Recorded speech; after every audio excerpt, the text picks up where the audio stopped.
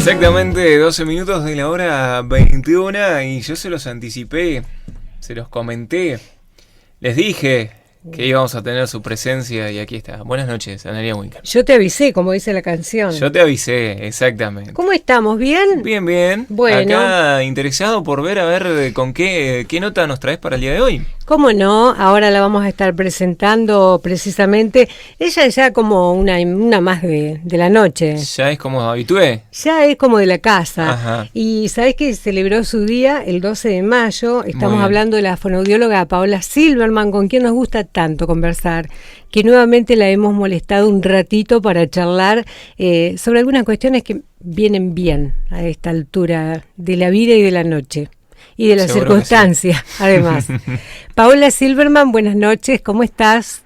Hola, Analia, ¿cómo están ustedes? Muy bien, acá te saludamos. Muy bien. Aquí contentos de este reencuentro con vos.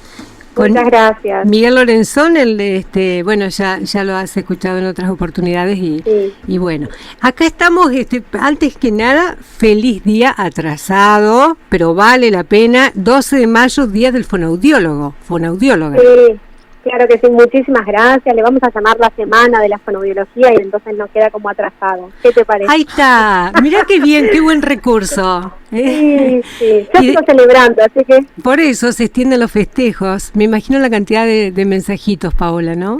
Fue hermoso, la verdad que fue hermoso, agradezco muchísimo, agradecí en el Facebook también, yo no estaba muy amiga del Facebook y ahora realmente veo lo maravilloso por ahí que es...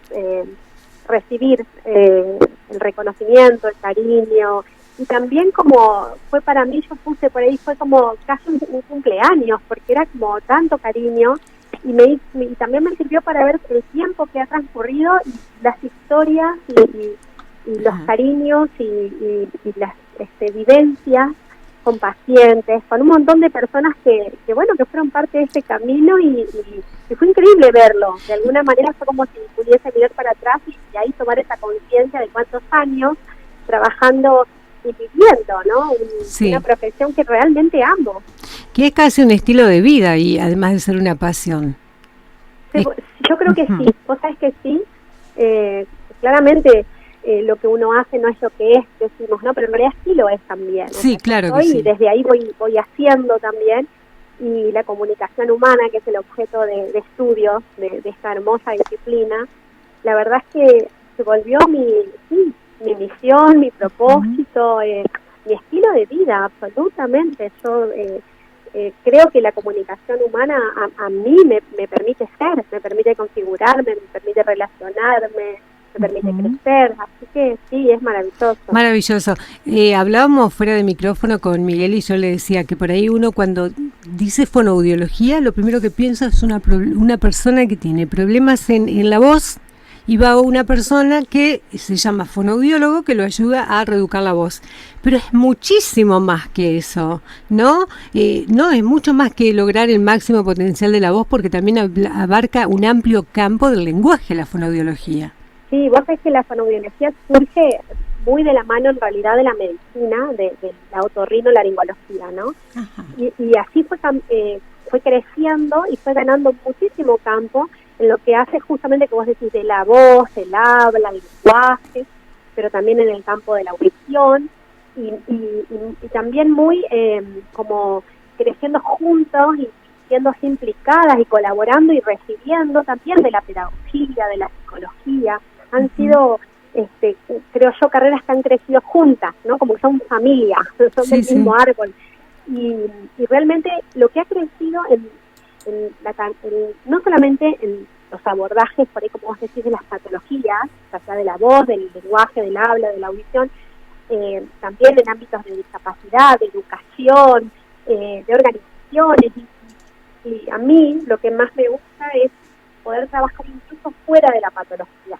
Ya hoy hay un campo, o al menos en el que yo más incursioné, que ya no tiene que ver con la problemática de la patología, sino qué pasa, por ejemplo, en tu área, en la locución, qué pasa con aquel o con el actor o con el cantante, que quiere hacer de su instrumento, de su instrumento de trabajo y de su disfrute, ya sea en la voz, por ejemplo, algo que tenga que ver con mi trabajo, en mi estilo, me trabajo en el reconocimiento de mi sonoridad, amplío mi registro, disfruto de tener nuevas voces o nuevas posibilidades con mi voz, nuevas habilidades.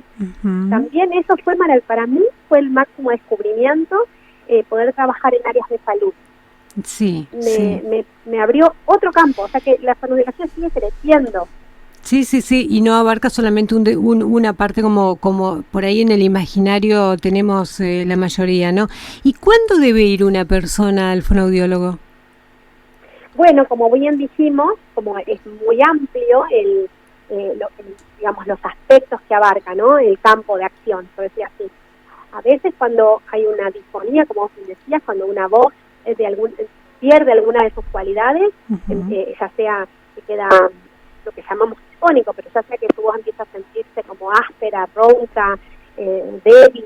También cuando hay problemas en la pronunciación, que es lo más común, por ahí, o lo más conocido dentro de la fonoaudiología, cuando no dice la R o cuando sustituye S por Z o alguna cuestión en la pronunciación. Perdón, se me ocurre que en el campo de los niños debe haber mucho trabajo de esta disciplina.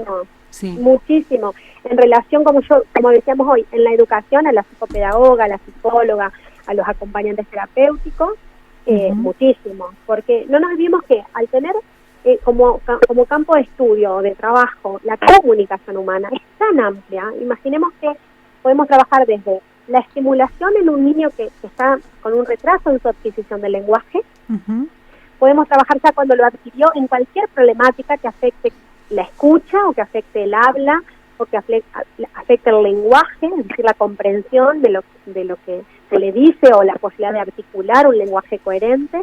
También puede tener que ver con el lenguaje en una discapacidad adquirida o ya congénita. Y cuando el lenguaje se adquirió, ¿qué pasa si se pierde? Llámese un accidente cerebrovascular o una fascia, digamos, cuando hay una lesión cerebral. Entonces también en cómo yo, gracias a la plasticidad neural, recupero el lenguaje en esa persona que lo tenía y lo perdió. Entonces es como que abarca el inicio, el desarrollo, la pérdida, lo que te decía hoy, el poder mejorar lo que está bien, pero darle más luz, darle más brillo, darle más destrezas en la comunicación a una persona que hace algo con eso, digamos, ya sea eso de la locución o el arte, ¿no? O sea que es muy amplio, maravilloso. En edades, como en problemáticas. Sí, yo en la ocasión de ir a Buenos Aires al ISER a rendir como locutora nacional, tuve que asistir a una fonoaudióloga porque tenía que pulir un montón de cuestiones.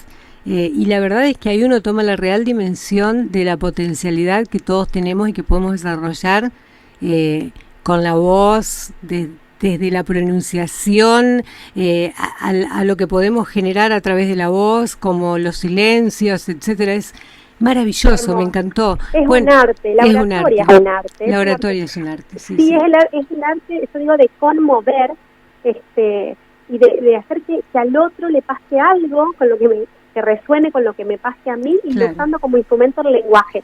Esto que decías vos, también el silencio, por supuesto, el lenguaje no verbal, la corporalidad, la sexualidad.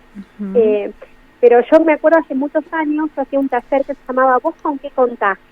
Y ese vos lo escribía con S y con Z, ¿no? Entonces trabajábamos algo que era, como tu voz ya me cuenta una historia, que es esa música única de cada persona, que hablábamos los otros días, es mucho más valioso que la palabra. Lo que digo tiene más valor con la musicalidad, con qué entonación, con qué prosodia, con qué intención yo lo estoy diciendo. Y las personas pasábamos, era un trabajo de indagación muy lindo y de mucha experiencia vivencial, donde era, vos con qué contás también, con qué recursos contás, cuáles son tus recursos. Entonces ese Z, ¿no? Que yo digo, no es casualidad, era esa voz, sos vos en realidad. Yo soy yo un ser sonoro, no es que tengo una voz. Tengo un celular por ahí, pero mi voz no es algo que tengo ajeno a mí, sino que estoy siendo ese instrumento sonoro, y pero de las cosas más bellas que yo he vivido, y que me invitaron también a desarrollar yo también como una escucha y un descubrir de mi propia sonoridad, que es maravilloso.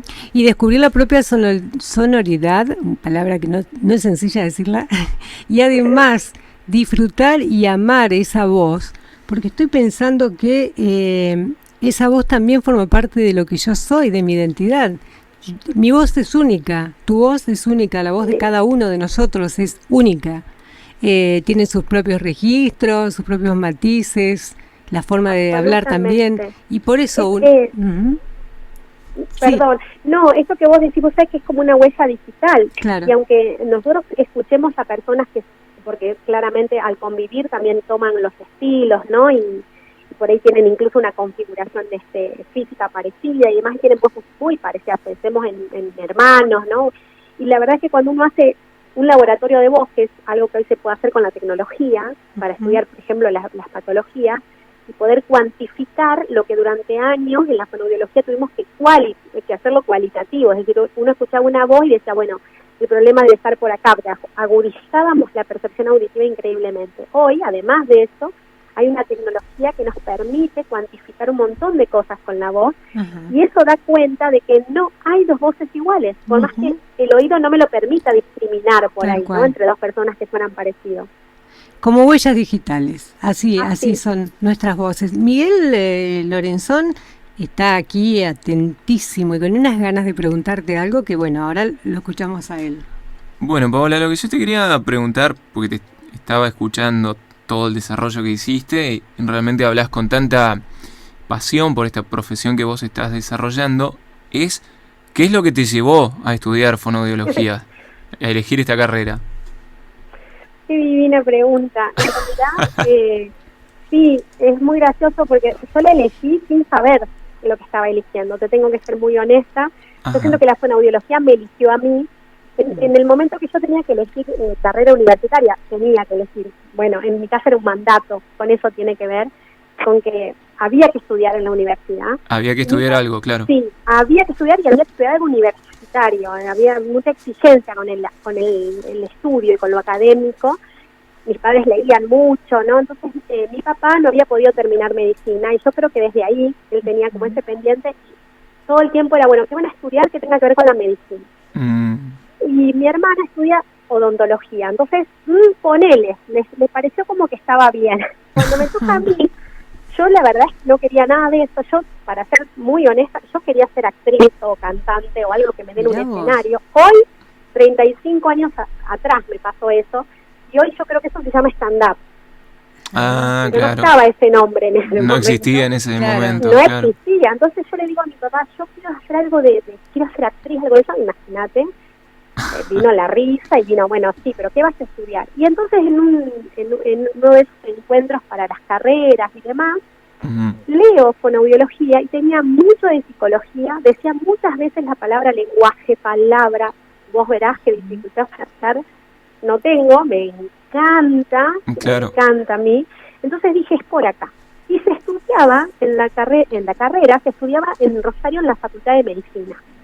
Era como buenísimo, porque era una carrera médica, claro. No tenía las urgencias nocturnas, que yo siempre pensé en tener hijos y formar una familia, desde siempre, entonces no quería una carrera que me implique urgencias y demás, y entonces cerraba divino.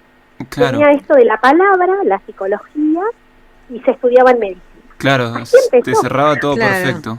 Sí, así, y después me fui enamorando, porque la fui conociendo y la fui reconfigurando. En realidad hubo épocas que trabajé mucho con autismo, porque yo me preguntaba cómo puede ser que un niño no comunique, claro.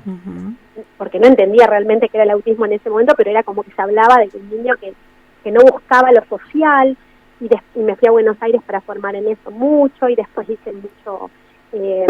bueno, pues cuestiones que tienen que ver con la deglución, con la función deglutoria, hasta inventé un instrumental fonoaudiológico que todavía existe, porque a mí me encanta innovar, y después hice una carrera, bueno, como una especialidad en una psicología, y después hice arte terapia, y así estoy, y sigo buscando. Claro, te fuiste perfeccionando cada vez más y aprendiendo más. Claro. Así.